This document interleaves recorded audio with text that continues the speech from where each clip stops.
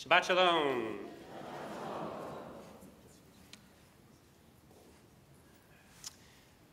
Once a rabbi was giving a sermon, as rabbis often do, but this particular rabbi, he kept on going on and on and on, which I know rarely happens when the rabbis give sermons. Well, after a while, the rabbi realized what had happened, that he'd been going on, and he apologized, saying, I'm sorry, but I left my watch at home. To which one congregant responded, yes, but you have a calendar right in front of you. Chaverim, I want to speak with you this morning about the calendar, to take you on a deep dive into some of the ins and outs of the Torah reading cycle. I'll try to be mindful of the hour, but since it was such a short Torah reading, I figure we have plenty of time. Why am I talking about the calendar, you ask? Well, let me ask a very simple question. What's the Parsha today? Kedoshim. Well, the real answer is, it depends. It depends on where you live. Recall a few weeks ago that in Israel, they concluded Pesach on Friday. And so on Shabbos, they returned to their regular Torah reading. But we, because we love matzah so much, we continued Pesach through the 8th day, which was Shabbat. So we started only the next week back on our regular Torah reading. This morning we read Parshat Kedoshim, but in Israel, they're reading Parshat Emor. In other words, a gap has formed between what Israel reads and what the diaspora reads. I want to suggest that this is more than just a calendrical anomaly.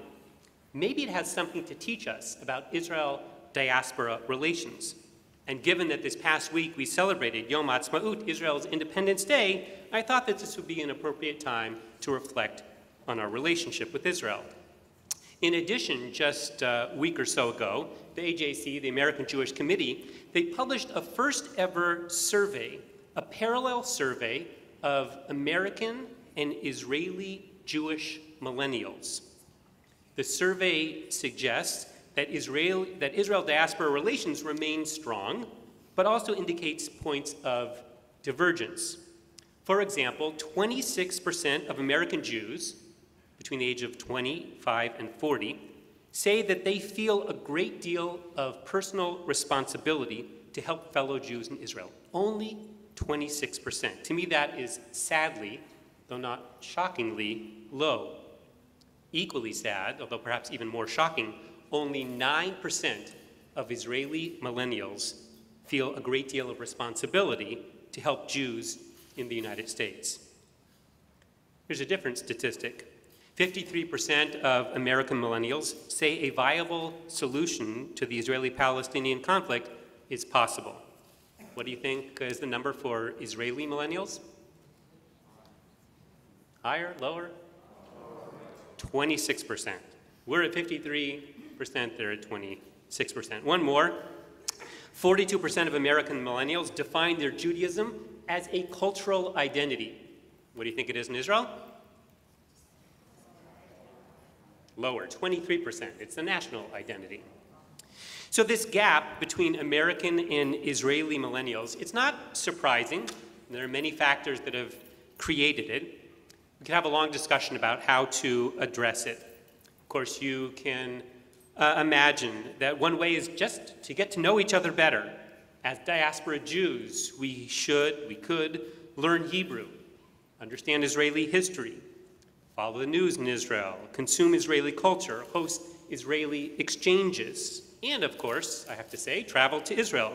For example, you might consider joining me and Kenter's sister on the community-wide mission next spring when we'll celebrate Israel's 75th anniversary. All of those are ways to deepen our relationship with Israel, but I want to return to the calendar because I think that it offers a unique perspective. So let's buckle our seatbelt because we're moving beyond Intro to Jewish Calendar to Jewish Calendar 2.0. I explained the problem. Israel and the diaspora were out of sync in our Torah reading. Well, so the simple solution some of you might propose is simply to get rid of Yom Tov Sheni Shel Galuyot. We get rid of the 8th day of Pesach, and the problem is solved. We can skip the rest of the sermon and go right to lunch. But that's a separate sermon. We'll leave that for another time. For now, you can continue to enjoy matzah through the 8th day of Pesach. Okay, so the question is, we have this gap in our Torah reading. How do we get back in sync? We do so by combining Torah portions. On certain Shabbatot, we read a double parsha. For example, this morning's parsha, Kedoshim, is often combined with last week's parsha, Achremot, Kedoshim. That's simple, problem solved. But this morning, we didn't have that double reading. We're not back in sync.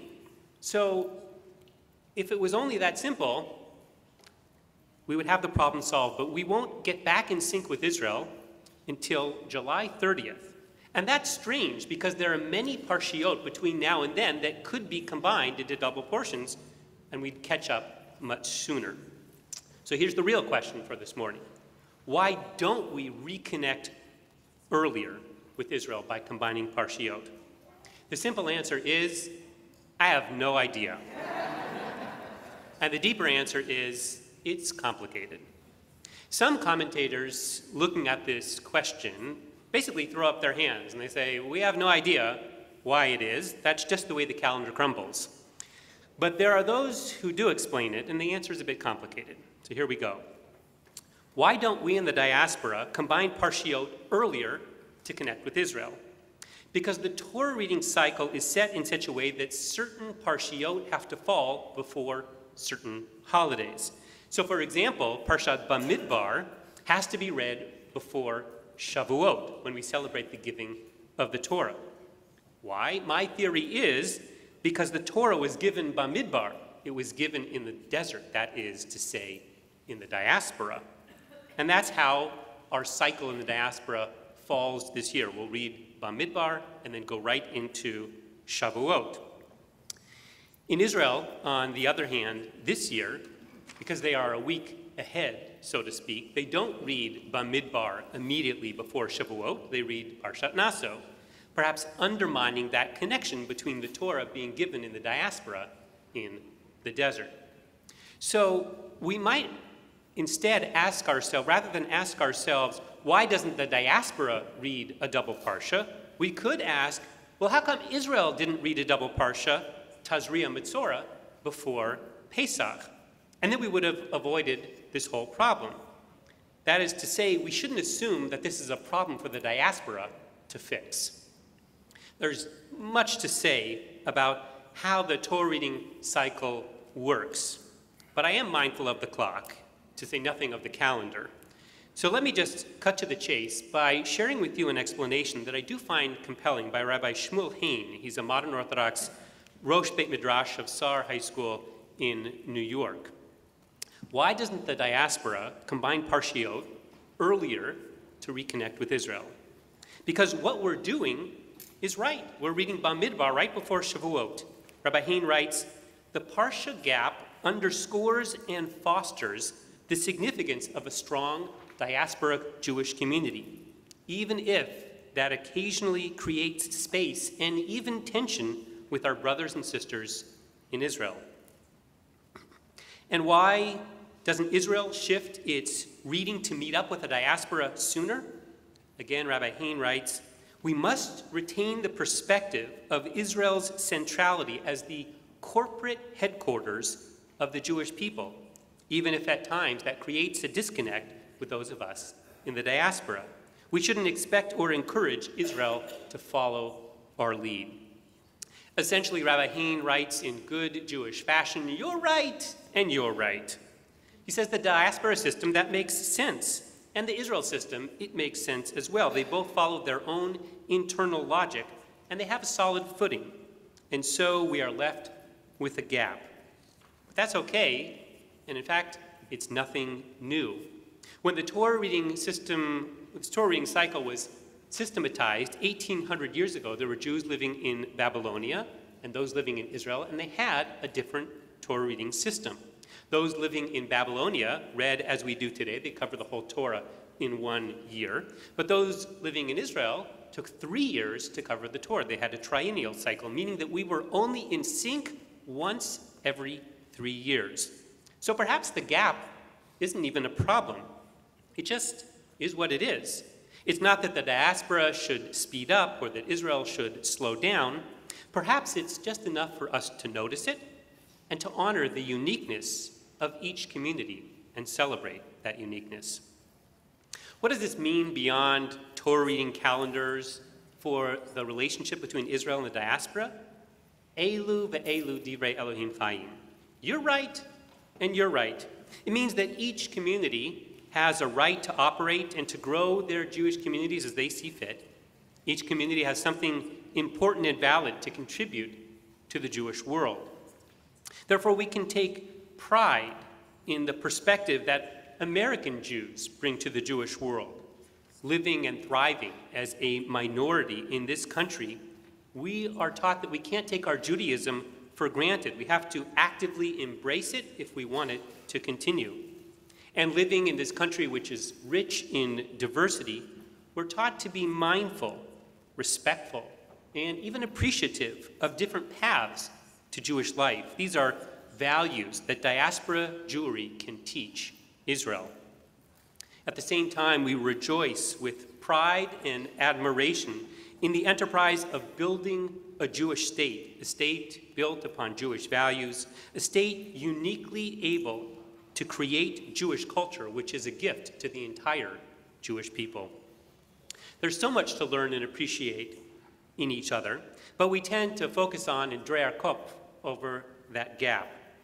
But our lives and our fate are intertwined. Back to the survey, 80% of millennial Israelis and 70% of millennial Americans think that a strong state of Israel is necessary for the survival of the Jewish people. We're quite in sync. Likewise, 81% of Americans and 70% of Israeli Jews think that a strong Jewish community outside of Israel is necessary. Now that is a firm foundation on which to build a relationship. Let me conclude by saying that if there is a gap, it's not a gap between Israel and the diaspora. It's a gap between Jews and Torah. Because if we're committed to Torah, to the Torah that commanded us in our parsha this morning, do not deal falsely with one another. Do not deny the other. Lo tichachashu v'lo tishakru ish ba'amito. Then we'll come to see that the gap is not a problem. Because when we embrace Torah, we'll be secure in who we are, and we'll appreciate the differences without fear or animosity. Out of a shared love of Torah, we'll want to know and support one another. For the Torah will instill in us a love for each other wherever we live, a love that crosses the sea. In these and in other ways, we will find that our Torah reading is not ahead or behind. It's right on time. Shabbat Shalom.